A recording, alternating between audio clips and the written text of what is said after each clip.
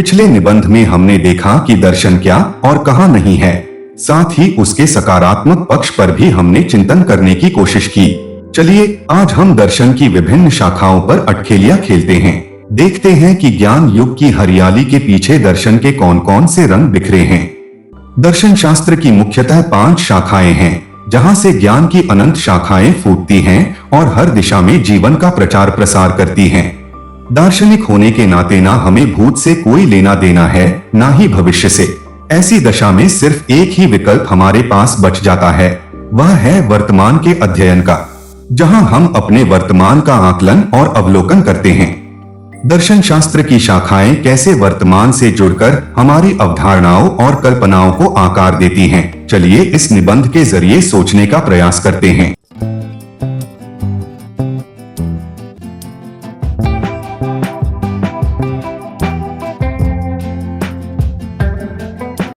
ज्ञान के इस इतिहास की पहली कड़ी मेटाफिजिक्स या तत्वमीमांसा है।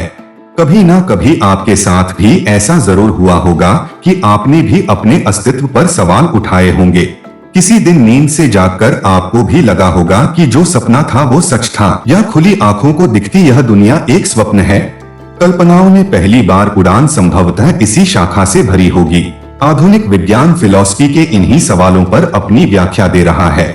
आइए एक नजर उन सवालों पर डालते हैं जो मेटाफिजिक्स हमें पूछने की सलाह देता है। पहला सवाल, अस्तित्व क्या है? तत्वमीमांसा यह खोजता है कि अस्तित्व का अर्थ क्या है। इसमें यह प्रश्न भी शामिल है कि क्या केवल भौतिक वस्तुएं ही अस्तित्व में हैं, या कल्पनाओं, संभावनाओं और विचारों का भी स्वतंत्र अस्तित्व संभव है। दूसरा सवाल, वस्तुओं की प्रकृति क्या है? व्यक्ति और वस्तु में क्या अंतर है? क्या किसी व्यक्ति को वस्तु के रूप में प्रयोग किया जा सकता है? यहाँ दर्शन अस्तित्व की सूक्ष्मता को समझने की कोशिश करता है। संभवतः यही कहीं नीतिशास्त्र के सवालों का भी जन्म हुआ होगा। तीसरा सवाल, वास्तविकता क्या है? इस सवाल के मुख्यतः 2 पहलू हैं, एक व्यक्तिगत और दूसरा सामाजिक। एक जो अब मनोविज्ञान की जिम्मेदारी बन चुका है और दूसरा बाकी सामाजिक विज्ञान की हर शाखा की बुनियाद है। इस सवाल का एक तीसरा पहलू भी है जो सत्य है, जिसकी व्याख्या दार्शनिक करते हैं। यहीं से एपिस्टेमोलॉजी या ज्ञान मीमांसा के सवाल टूटकर ज्ञान विज्ञान की हर विधा में बिखर जाते हैं। चौथा सवाल, समय और स्थान की प्रकृति क्या है? टाइम एंड स्पेस की प्रारंभिक व्याख्या दार्शनिकों ने ही की थी। इन्हीं अनुमानों की व्याख्या जब गणित की भाषा में संभव होने लगा, तब मेटाफिजिक्स ने अपनी मेटा भूमिका से संन्यास ले लिया, क्योंकि फिजिक्स अब ऐसे सवालों पर प्रामाणिक व्याख्या देने में सक्षम है। भौतिकी ने हाल फिलहाल में ही गॉड पार्टिकल की खोज की है।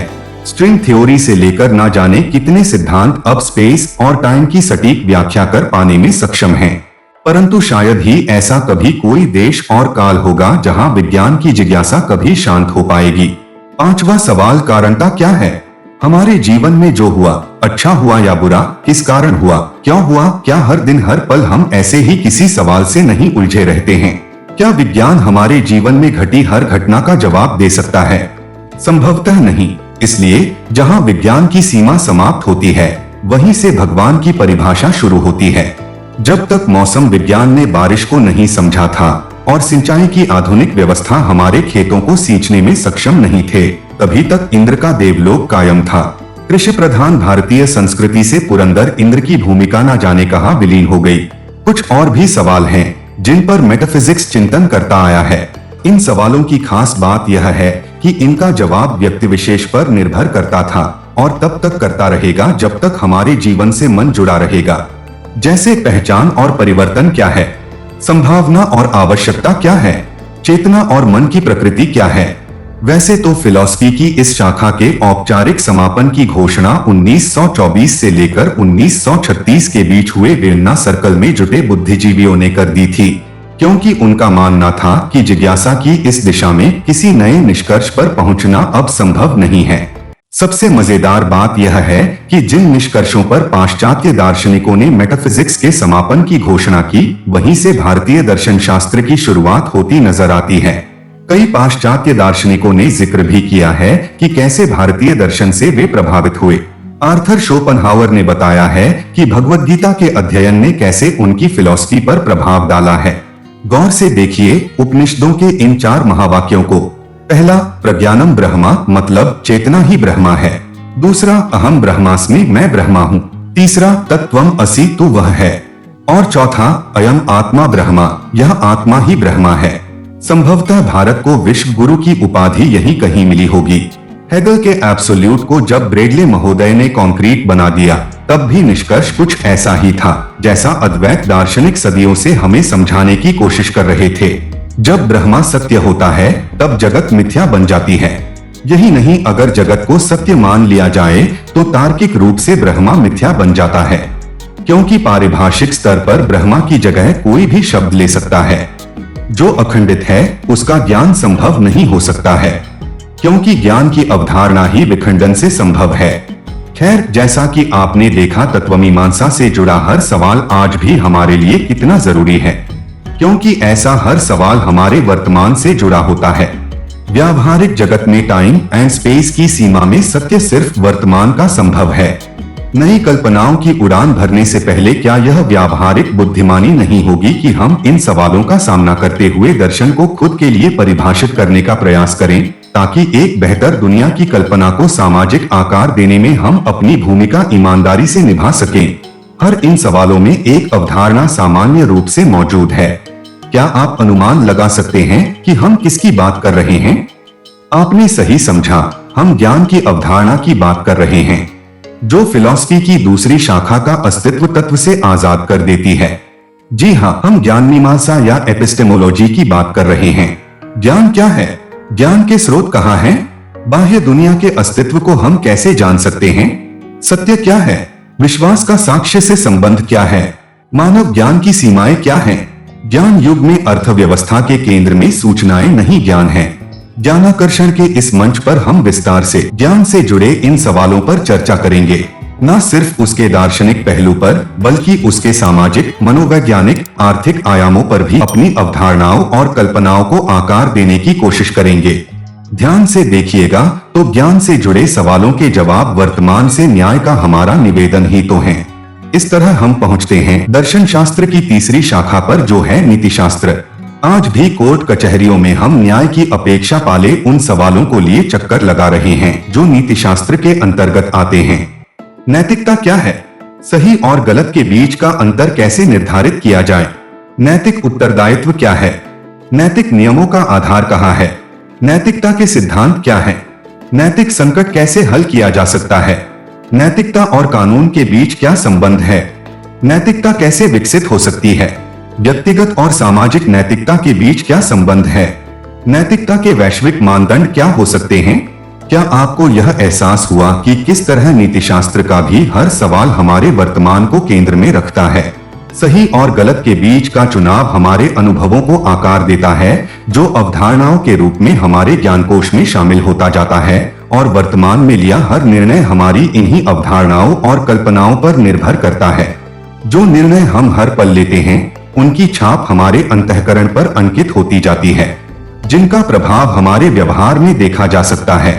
तार्किक प्राणी होने के नाते मनुष्य सिर्फ वातावरण के अनुसार फैसला नहीं लेता है, जैसे बाकी जीवों में देखा जाता है। खाना, संभोग और खतरा ही पाशविक जीवन में कर्मों को संचालित करता है, पर मनुष्य स्मृति के आधार पर अनुमान लगाने में सक्षम है। यह क्षमता तर्कशास्त्र की शाखा हमें देती है। सूचना क्रांति का सूत्रधार तर्कशास्त्र ही बनता है, क्योंकि कंप्यूटर सिर्फ तर्कशास्त्र की भाषा ही समझने में सक्षम है। 0 और 1, ट्रू या फॉल्स, बस इतना ही कंप्यूटर समझते समझते आज इतना समझने लगा है कि इंसानों से ही इंसान होने का प्रमाण मांगने लगा है। किसी भी कथन में निहित सत्यता को जांचने के लिए तर्कशास्त्र के नियम महत्वपूर्ण भूमिका निभाते हैं। अगर कोई कथन तर्कशास्त्र की परीक्षा में खड़ा नहीं उतरता, तो उसकी सत्यता निर्धारित हो जाती है कि उस कथन के सत्य होने की अब कोई संभावना ही नहीं बची है। आपको जानकर आश्चर्य होगा कि फिलॉसफी के अनुसार तर्कों में ज्ञान की कोई संभावना नहीं पाई जाती है। भारतीय दर्शन तर्कों को अप्रमा की श्रेणी में रखता है। अपने आप में तर्क हमें कोई नया ज्ञान नहीं दे सकते हैं, परंतु इन नियमों के आलोक में हम अपनी व्यक्तिगत और सामाजिक सच्चाई की व्याख्या जरूर करते आए हैं। आगे भी अज्ञानता को ज्ञान से जोड़ने की जिम्मेदारी तर्कशास्त्र ही निभाता रहेगा। हमें भी तो हर पल ज्ञान का चुनाव करना है। हरिवंश राय बच्चन ने अपनी कविता यात्रा और यात्री में इस जिजीविषा का कितना सटीक वर्णन किया है। सत्य सुधिया झूठ शायद स्वप्न पर चलना अगर है झूठ से सच को तुझे छलना पड़ेगा ही मुसाफिर। सांस चलती है तुझे चलना पड़ेगा ही मुसाफिर। फिलहाल आज आपके लिए चिंतन का विषय है कि दर्शन शास्त्र की विभिन्न शाखाओं से आपका सामना कब और कहां हुआ था। इसका एक लिस्ट बनाएं और हो सके तो टिप्पणी कर हमें भी बताएं। बात करने से ही तो बात बनती है। दर्शन शास्त्र की 5वीं शाखा सौंदर्य शास्त्र है, एस्थेटिक्स। वैसे तो इस विधा पर लिखित साहित्य का अभाव प्रतीत होता है, पर ध्यान से अगर हम अपने आसपास की दुनिया को पढ़ने की कोशिश करेंगे तो पाएंगे कि हम हर दिन अपने व्यावहारिक जीवन में इस ज्ञान और इसके अनुमान का प्रयोग करते ही आए हैं। हमारे घर आंगन में रखी हर वस्तु के पीछे सौंदर्य की अपनी एक अहम भूमिका है। विज्ञापन के इस बाजार में सौंदर्य ही तो बिकता है। इस वर्तमान में भी आप चाहें तो सुंदरता को हर कहीं देख सकते हैं। कहीं कम मिलेगी तो कहीं ज्यादा, पर मिलेगी जरूर। न सिर्फ हमारे जीवन में बल्कि जीवन के इतने लंबे सफर में प्रकृति ने हर कहीं सुंदरता को ही सृजन के केंद्र में रखा है। इसके अलावा भी दर्शन शास्त्र की कई शाखाएं हैं, जैसे पॉलिटिकल फिलॉसफी या राजनैतिक दर्शन, जो अब पॉलिटिकल साइंस या राजनीति विज्ञान का हिस्सा बन चुका है। सामाजिक और धार्मिक फिलॉसफी भी दर्शन शास्त्र की जिज्ञासा में शामिल हैं। मौजूदा औपचारिक शिक्षा में उच्चतम उपाधि डॉक्टर ऑफ फिलॉसफी PhD की ही मिलती है। विषय कोई भी हो, महत्वपूर्ण उसका दर्शन ही होता है, जो हमारी जिज्ञासा का केंद्र आज भी बनता है, आगे भी बनता रहेगा। ज्ञानाकर्षण के इस सफर पर बने रहने का मैं ज्ञानार्थ शास्त्री आपका आभारी हूँ। आगे भी आपके इस साथ और समर्थन का अभिलाषी। आज अब आपको आपके मन के साथ अकेला छोड़ने की आज्ञा चाहूंगा। अगले अध्याय में हम दर्शन शास्त्र और फिलॉसफी के उस भाग पर चर्चा करेंगे जिनसे दार्शनिक हर संभव दूरी बनाने की कोशिश करते आए हैं, क्योंकि वहां हम इनके भूत का सामना करने वाले हैं। आने वाले अध्याय में हम दर्शन के इतिहास से जुड़े किस्से कहानियों का भी आदान प्रदान करेंगे।